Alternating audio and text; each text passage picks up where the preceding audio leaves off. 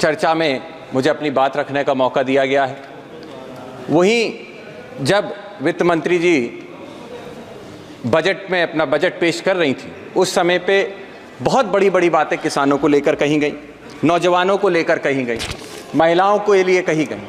लेकिन सच्चाई तो ये है कि जहां हमारा देश कृषि प्रधान देश है, 60% से ज़्यादा आबादी किसानी में आज है, वहीं जब सरकार किसानों की बात करती है तो हम सभी को और किसानों को भी याद आता है कि जब प्रधानमंत्री जी ने किसानों की 2014 में आय दुगनी करने की बात कही थी, आज हम कहाँ खड़े।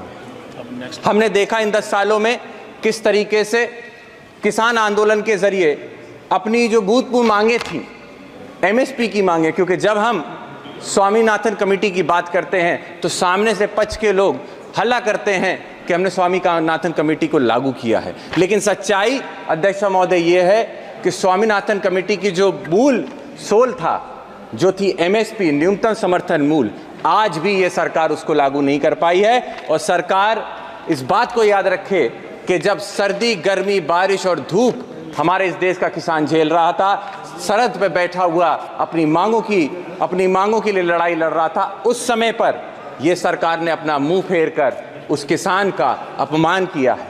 हमें याद रखना होगा कि 700 से ज़्यादा किसानों ने जब अपनी जान का बलिदान दिया, उस समय पे ये मौजूदा सरकार ने उनके बलिदान को पहचानने से भी इनकार कर दिया था। याद रखना होगा कि आज भी इस प्रदेश, इस देश के किसी ना किसी कोने में कोई 800 वो परिवार हैं जिन्होंने अपने मुखिया को खोया है। उन बच्चों के बारे में सोचिए जिस किसान के बच्चों को पढ़ाने के लिए, शिक्षा के लिए वो मजदूरी करता था, खेत में अपनी मेहनत मजदूरी करता था। आज उस परिवार का भविष्य क्या है। मैं आपके माध्यम से अध्यक्ष महोदय पूछना चाहता हूं कि मेरे निर्वाचन क्षेत्र में बदायूं, जिस क्षेत्र से आता हूं, वहां पे आज के समय पे सिंचाई को लेकर बहुत बड़ी समस्या है। जहां बदायूं के पास 2 नदियां बहती हैं, लेकिन उसके बाद भी उन नदियों से सिंचाई के लिए कोई भी कनेक्टिविटी नहीं है। मैं आपके माध्यम से सरकार से अनुरोध करना चाहता हूं कि आने वाले समय में उन किसानों के लिए सिंचाई के लिए क्या हम लोगों ने प्रावधान किए हैं। अध्यक्षता महोदय, मैं आपके माध्यम से सरकार को बताना चाहता हूं कि इस समय मेरे लोकसभा क्षेत्र के अंदर सारे किसान ट्यूबवेल के ऊपर निर्भर हैं, और इस समय पे बिजली की ये स्थिति है कि गांव के अंदर 10-10, 15-15 दिन तक हम बिजली नहीं आपूर्ति दे पा रहे हैं। सरकार की तरफ से जिस समय पे एक सर्वे किया गया था, उन्हीं के अधिकारियों ने बताया कि जहां पर 56 सब स्टेशन हैं हमारे यहाँ बिजली के, वहीं कम से कम 33 सब स्टेशन और होने चाहिए।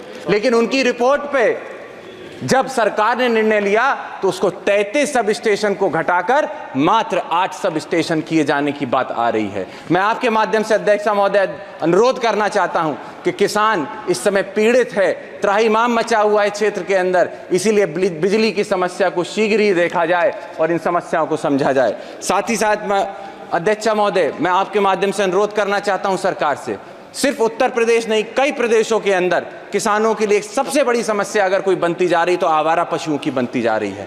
जहां किसान और उसके परिवार को दिन दिन भर इस चरकती धूप में खेती करनी होती है अपनी फसल के लिए, अपनी फसल की उपजाऊ दाम के लिए खेतों में मेहनत करता है, वहीं वो रात रात भर जाग कर अपनी फसल की रखवाली उन आवारा पशुओं से करता है। वही आवारा पशु जब रात में खेत चर जाते हैं तो किसान का नुकसान होता है, और वही आवारा पशु जब सड़क पे जाता है तो किसी ना किसी नौजवान की या महिला की जान लेने का काम करता है। अध्यक्ष महोदय, मैं आपके माध्यम से अनुरोध करूंगा सरकार से कि जहां आप किसानों की बात करती हैं, मैडम मेरी फर्स्ट टाइम स्पीच है, बस 2 मिनट और दे दें। 2 मिनट मैं आपके माध्यम से अनुरोध करना चाहता हूं अध्यक्ष महोदय कि जहां किसानों की बात की जाती है, वही किसान सम्मान निधि को देखकर सरकार अपनी पीठ थपथपाती है। मैं आपको बताना चाहूंगा कि आंकड़े कहते हैं कि रूरल सेक्टर के अंदर जहां पे खरीद की क्षमता घटती जा रही है, निश्चित तौर पे हमें समझना होगा कि किसान सम्मान निधि किसी काम की नहीं है।